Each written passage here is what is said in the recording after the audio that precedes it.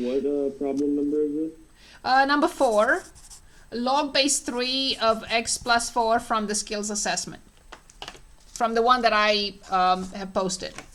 So a function like this joins the square root function because it requires the quantity that we apply log to. So log in any base b, has to be applied to positive numbers, not 0 though. So in this case, all we have to write is that x is greater than -4, which makes the domain from -4 to infinity. That's the domain of a log function. The quantity that log is applied to has to be a number that is strictly greater than 0, not 0.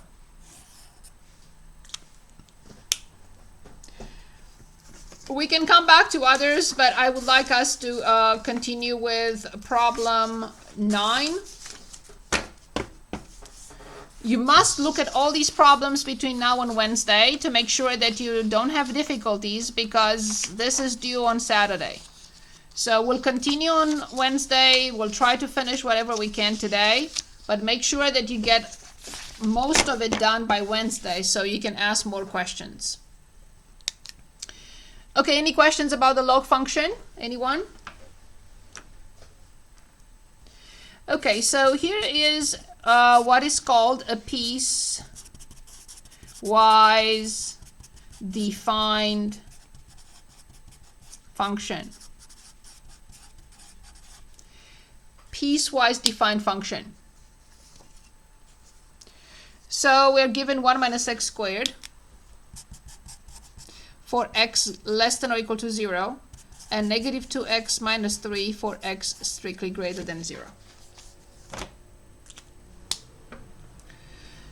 Okay, so when I'm asked to graph a piecewise defined function,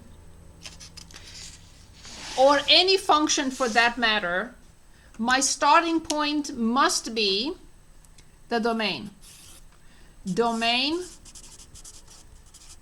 of f of x is always my first concern when I'm asked to graph a function, because I don't know which x values to pick. Only after I find the domain and I know where the function is defined, then I can move on to the next steps. So what I'm going to do here is change this into the equivalent negative infinity 0. I didn't do anything. I just wrote the interval notation for x less than or equal to 0. I forgot to mention, my apologies for all these shadows. It's because of the rack that I hang the cameras on. I'm so sorry. I can't avoid that. And of course for this, I will have 0 to infinity. Can anyone now tell us what is the domain of this function? All real numbers. Excellent. Domain is, we write this or we write this. Very good. Then at this point I start creating a table, and the domains being negative infinity to infinity. I do see that something extremely important must happen at 0. Obviously, the function changes from this piece to this piece. So 0 must be in the table no matter what. And 0 will always be in the table, in any table. Now, I see that under 0, I will have two symbols.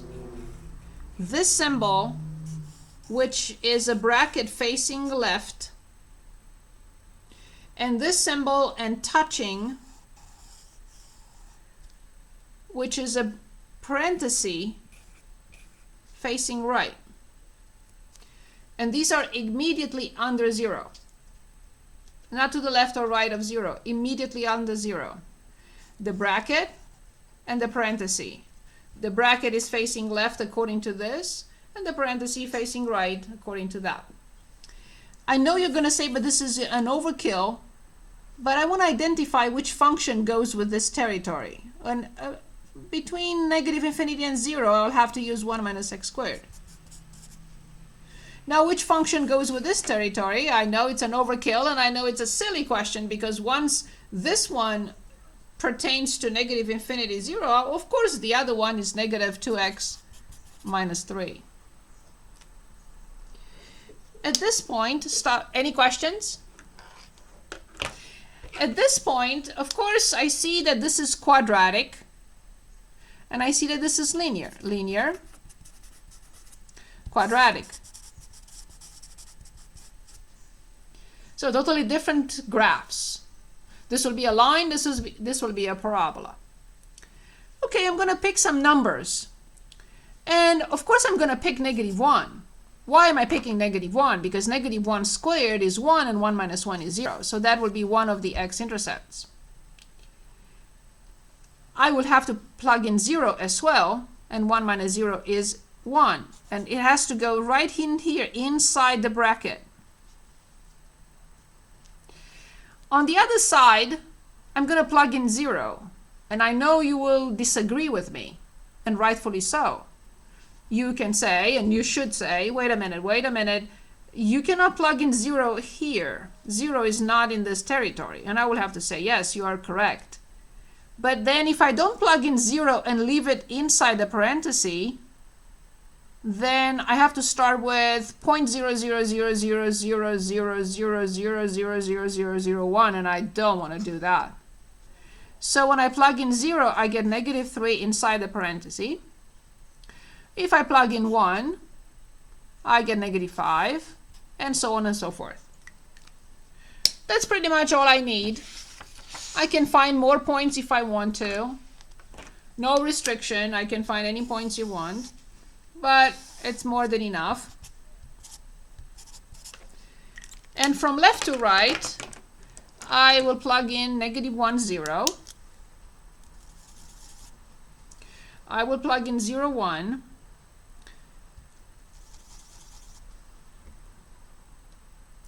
This is a quadratic function with a negative leading coefficient.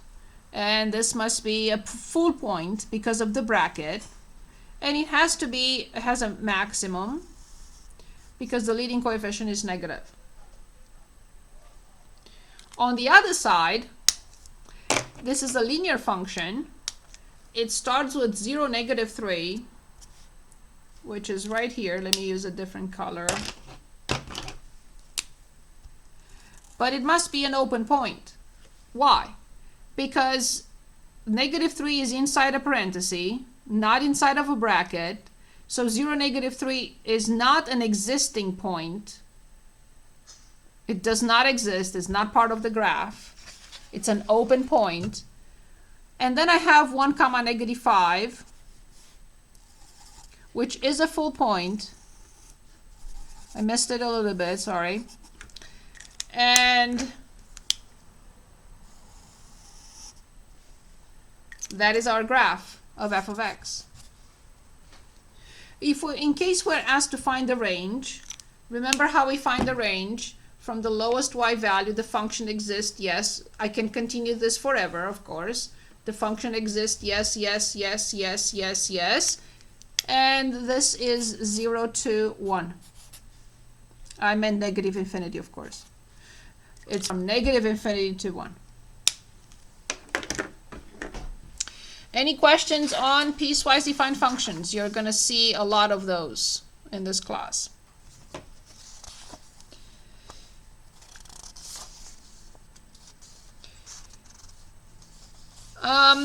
Let me know whether you have any questions about 10 or 11.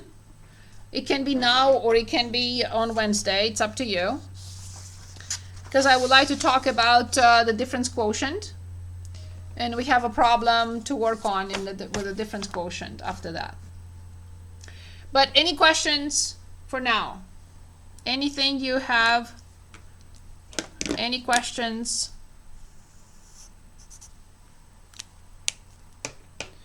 Any questions? Is this okay? Okay, so I would like to continue with number 12, which is find and simplify the difference quotient. But before we do that, I'd like to explain what the difference quotient is all about. Any questions for me? Anyone? Is anyone following? Yes, I'm following. Thank you. Thank you, thank you. I'm following. Thank you. Thank you. Thank you.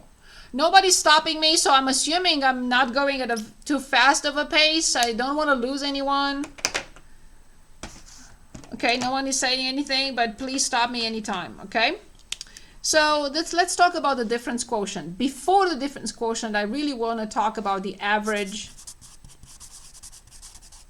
rate of change of a function between 2 points. Average rate of change of a function between 2 points. Let's graph a function. I needed a sip of water. Let's graph a function. I'm on page 6. You understand I'm going to scan all these and post them right after we finish.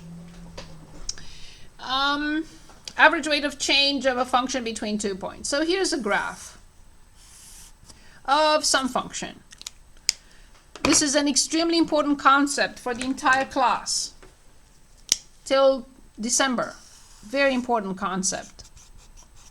So here's a function f of x, and here are 2 points. Let's say this point, I'm going to call it point A, and let's say this point, I'm not going to call it point B. So in order to determine the average rate of change of this function between point A and point B, that would be a ratio of rise over run between these points. What is rise over run? Well, it's nothing else but the slope of this line.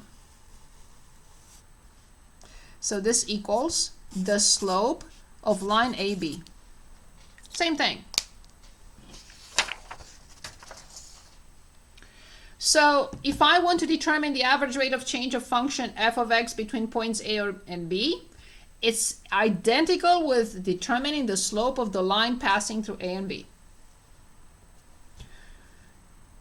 What are the coordinates of A and B? Now I'm going to give them coordinates. I'm going to give x1 and x2. And I would like you to determine these values for me. Of course, abstract, we don't have numbers. So what could this represent and what will this represent? Yes, you can say y1 and y2, but I want more than that. A different way. Yes, it's y1 and y2, of course. Delta y over delta x. Say it again. You said delta y. What could this be? Are you looking for a physical number? No, we don't have numbers. Oh. So you could say y1 and y2 in another way. Delta y over delta x. You're way ahead of me. Like about 2 chapters ahead of me.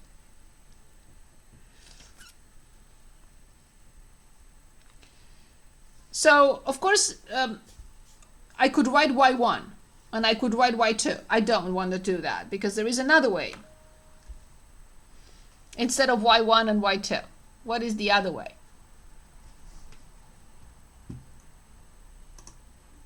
H?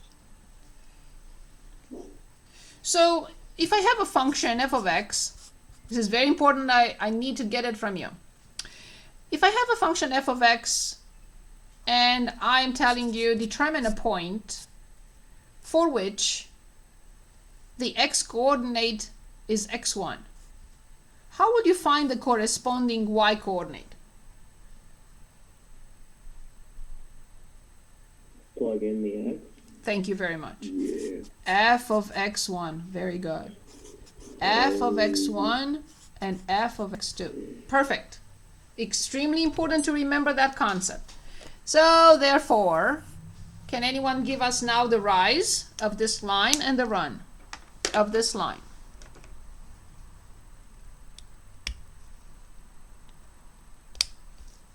f of x2 minus f of x1 over x2 minus x1.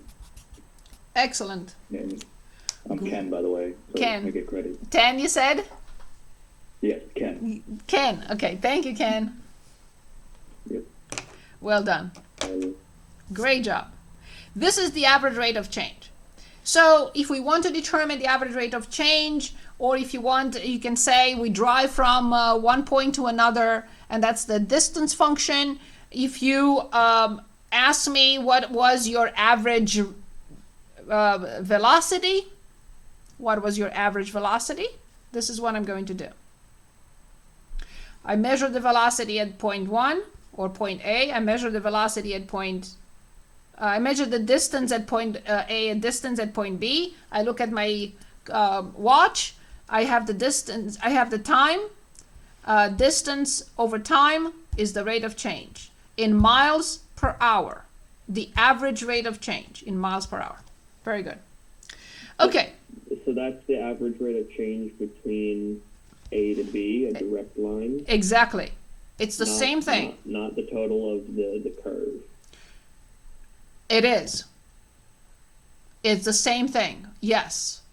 So determining the average rate of change for a function f of x, excellent question, between point A and point B is identical with determining the slope of the line going through point A and B. If I don't, I have two different ways. I either determine the slope of the line AB, the secant line AB, or I determine the average rate of change. It's the same formula. So f of x2 minus f of x1 over x2 minus x1 is the same with the slope of the line. So I have two options. I can think in terms of the slope of the line, or I can think in I don't have to think in terms of the slope of the line. I just determine the values and get the average rate of change. But they mean the same thing. Does that answer your question? Yes, thank you. Great. Now, we want to talk about what it's called the difference quotient.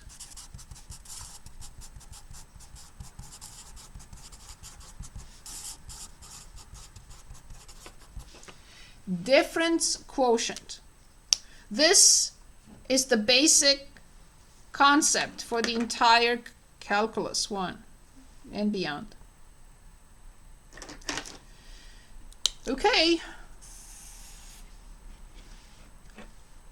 You are going to get very tired of this particular graph for a while. Very tired. I'm sorry, my apologies. I'm going to create point A and point B.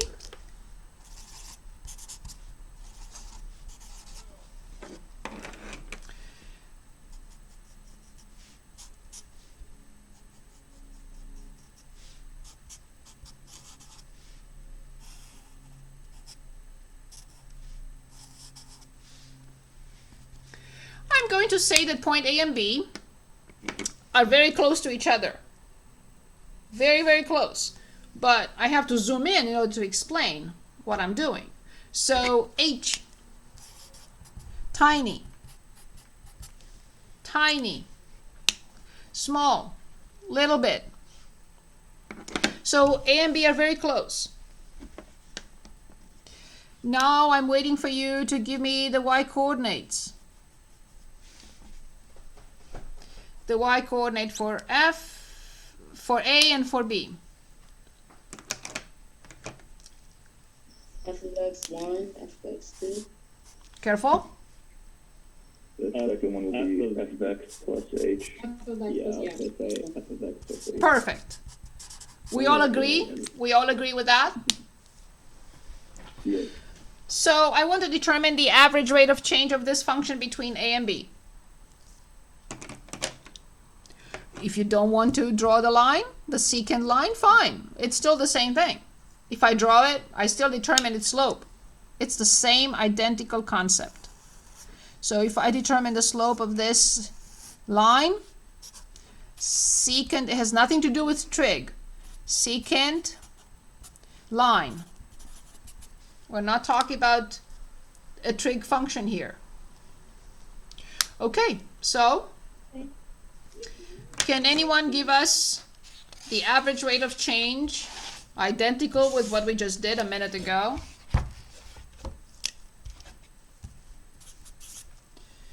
The average rate of change between A and B. Can anyone give us that?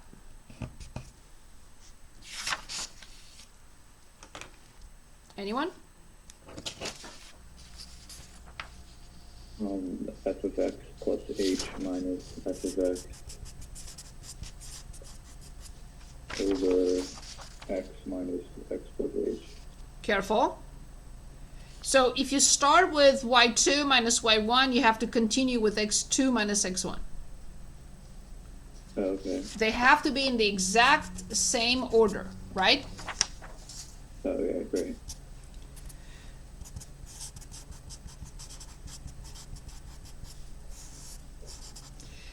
Moving forward, we have to memorize this. Once we understood what it is, we should remember it. This is the difference quotient. And now let's interpret it. And let's start our problem that I have here, and so we can move on to the problem from the quiz. So this is the rate of change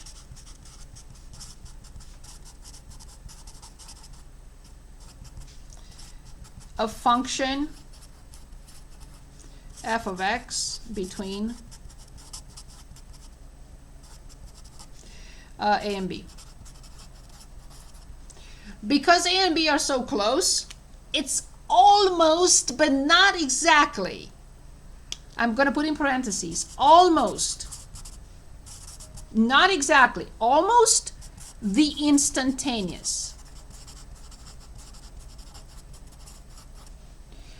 rate of change. To be exact, not exactly. Very close, but not exactly the instantaneous rate of change. Because A and B are very close, H being tiny. We are asked in this problem 12 to find the difference. Say it again. Slide back up to the graph just a little bit. To come back to the graph? Thank you. Sure. So we're asked, in problem 12, we're asked to determine and simplify the difference quotient for this function. Can I move it now? Yeah, you're good, thank you. Good. So we have f of x, negative 2x squared plus 3x minus 1. And we're asked to find the difference quotient. Difference quotient. Now we have to memorize it forever. F of x plus h minus f of x divided by h. I see three pieces here. I see piece number 1. I see piece number 2. And I see another piece number 3. I cannot do anything to that. I can only replace it by negative 2x squared plus 3x minus 1 and make sure that I distribute all to all of them negative 1. There is nothing I can do to h. It's just a tiny bit. But this has to be determined. Remember, when we look at a function, if you give me this function, this is what I envision. This is what the function is telling me. So therefore, when I'm asked to find f of x plus h, that's all I need to do. to find f of x plus h. Because the pattern says f of whatever you want is negative 2 times whatever squared plus 3 times whatever minus 1. F of whatever is minus 2 times whatever squared plus 3 times whatever minus 1. Fine. But this is why I reviewed, the first thing I do with all my classes is this. This. How many terms does a binomial squared have?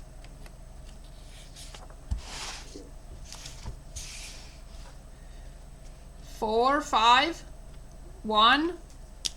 3. Thank you. Of course it has 3, and we learned them or reviewed them today, so there is no discussion later. Great job. I distribute. Ha ha ha ha. I'm rushing. Don't write this.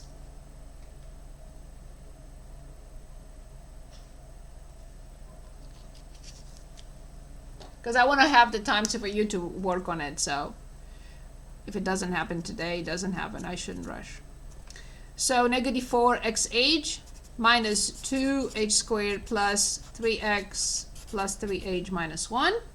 Now I will put both pieces together. Not both, but all three, sorry. So at this point, I will replace f of x plus h with all this. I will replace f of x with this, and h is h by itself. So I copy negative 2x squared minus 4xh minus 2h squared plus 3x plus 3h minus 1. I just copied what I had. And now minus 1 times negative 2x squared plus 2x squared minus 1 times 3x, negative 3x, and plus 1. Everything divided by h. I want to make a note here before we continue. Very important note. Note number 1. All terms without little h from the numerator must disappear, must cancel out. If that doesn't happen, I know I have a ton of errors somewhere. Number 2,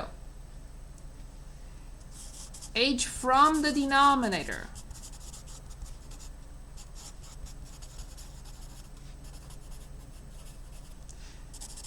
must simplify.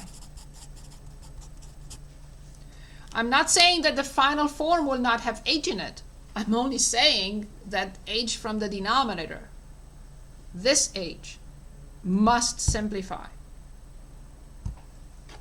So let's see if these two conditions are fulfilled. All terms without h from the numerator must cancel. Let's see. Yes. Yes. Yes. Indeed. Done. All terms without h from the numerator are gone. Now, I see that the remaining terms have a common factor. Can anyone find, and I'm going to continue from here. Can anyone tell us what those terms have in common? Because I want to pull it out.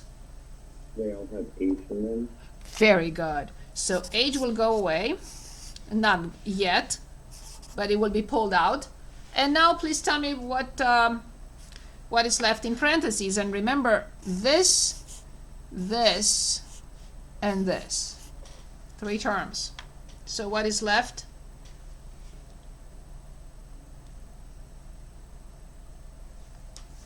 Negative 4x Excellent. plus 3h minus 1. Minus 2h Yes. plus 3. Plus 3. Does the second condition comply or what I'm doing? Yes, of course. And here it is why. And the final simplified form is this. And you can ask, wait a minute, what is this? What are you trying to do? What is that? Well, it's a difference quotient. It's the slope of this line, or the rate of change between A and B.